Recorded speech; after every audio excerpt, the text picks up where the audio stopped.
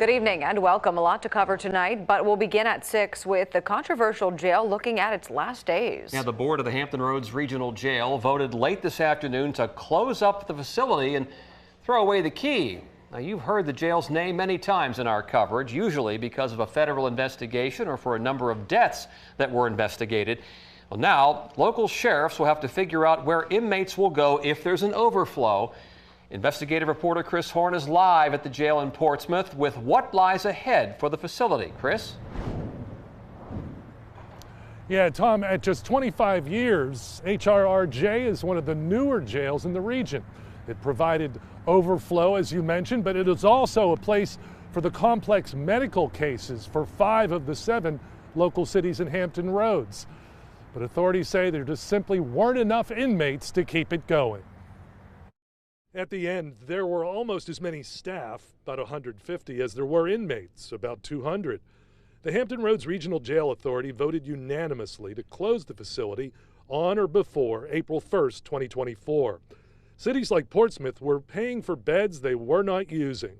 We've suffered from staffing challenges and decreased inmate populations over the years, and the 5 jurisdictions have felt that it's no longer in our all best interest to sustain the operation. Controversy surrounded the regional jail in recent years, including the mysterious deaths of Jamichael Mitchell and Henry Stewart.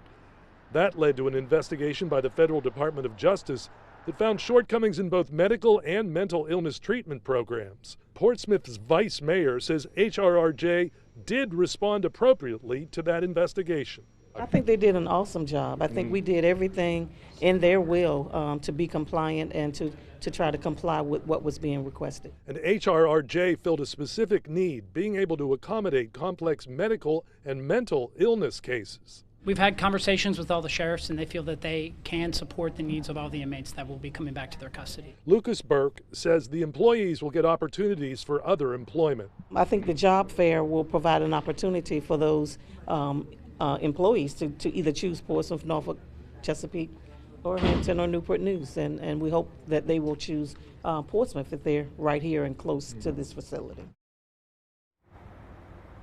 So the sheriffs will determine what happens with their respective inmates, but what happens to this facility?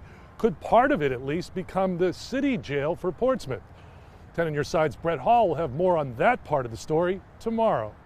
Live in Portsmouth, Chris Horn, 10 on your side. And you can see all of our previous coverage of the Hampton Roads Regional Jail now on wavy.com.